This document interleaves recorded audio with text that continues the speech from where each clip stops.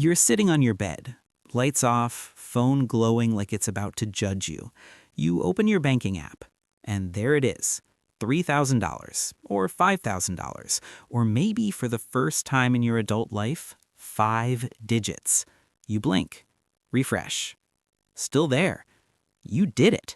After months of saying no to random late-night orders, dodging just this once purchases, skipping upgrades, side hustling on weekends, telling yourself, just get to this number, you finally hit it.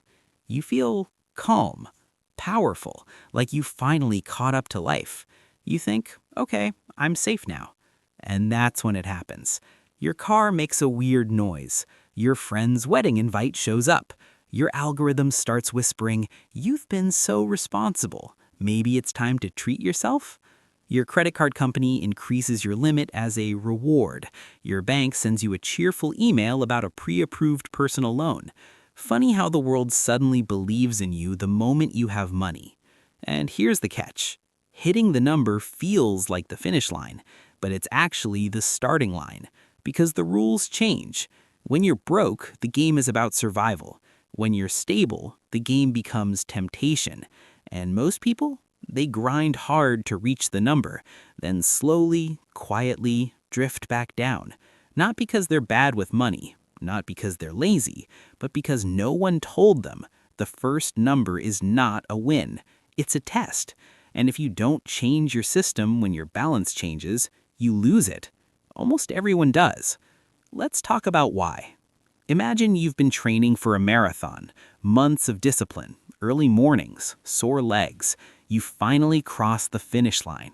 And instead of celebrating, someone hands you a brick and says, cool, now build a house. That's money.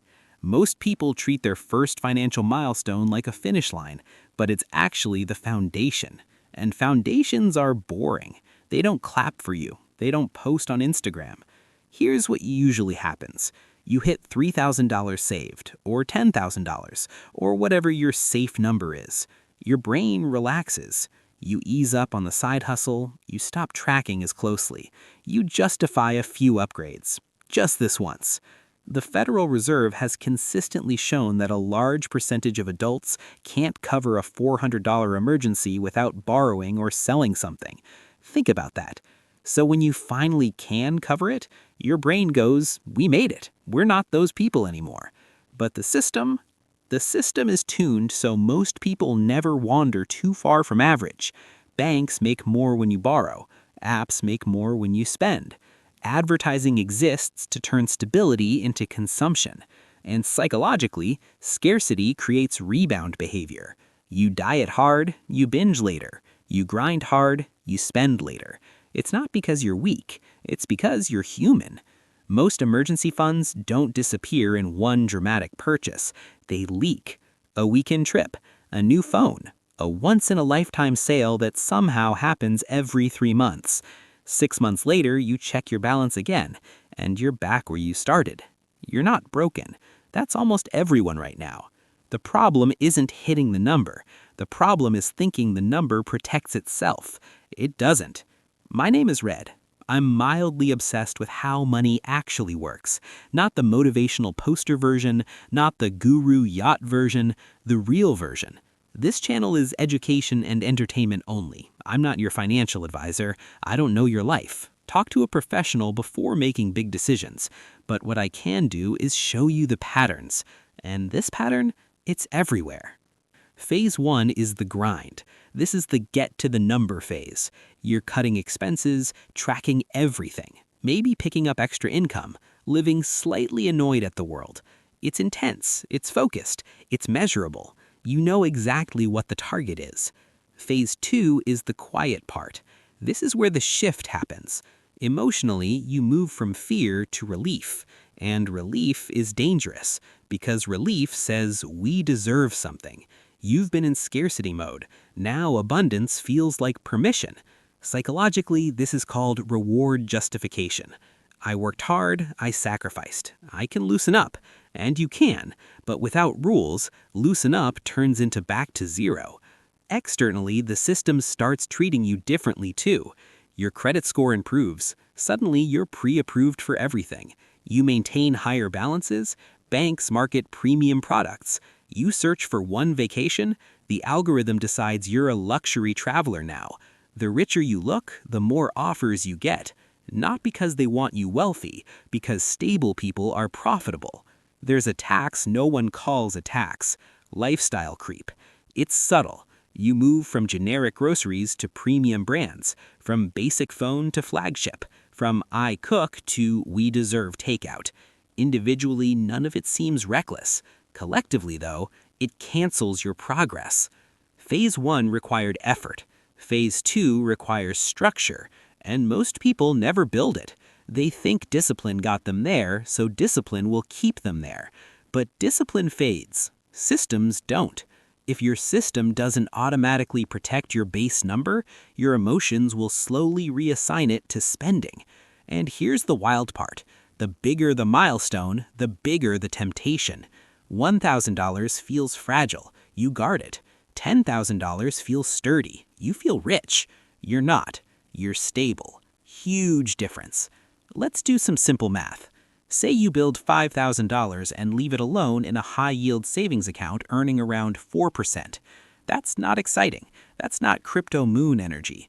But over 10 years, untouched, that's over $7,400 without adding another dollar. Now imagine instead you invest consistently, $300 a month, at a 7% average return. In 10 years, that's roughly $52,000. In 20 years, it's around $150,000. Not because you're brilliant, because you were boring. Vanguard and other large investment firms have shown something called the behavior gap. The average investor underperforms the market by a noticeable margin, often around 1 to 2% per year, mostly due to emotional decisions: buying high, selling low, jumping trends. Over decades, that gap can cost you tens or hundreds of thousands of dollars. The market isn't the main enemy. Your reactions are. Boring money, automated, diversified, consistent, tends to win. Exciting money tends to create stories. Guess which one builds freedom? Let me tell you about Alex and Jordan. Both hit $8,000 saved for the first time. Alex felt powerful. He stopped tracking as closely, upgraded his apartment just slightly, took a vacation on points but still spent more than planned, opened a new credit card for the bonus. Nothing crazy, just small shifts. 6 months later, an actual emergency hit. Car repair, $1,200. The savings dropped to $5,000. He told himself he'd rebuild it, but now his fixed expenses were higher.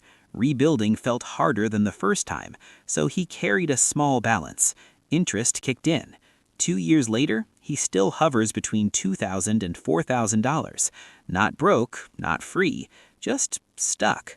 Now Jordan, same $8,000, but before celebrating, Jordan made 2 rules. Rule 1, $5,000 is the floor. Untouchable except for real emergencies. Not flights were cheap, not my friend's birthday, real emergencies. Rule 2, anything above $5,000 automatically splits, some to investing, some to a separate fun account.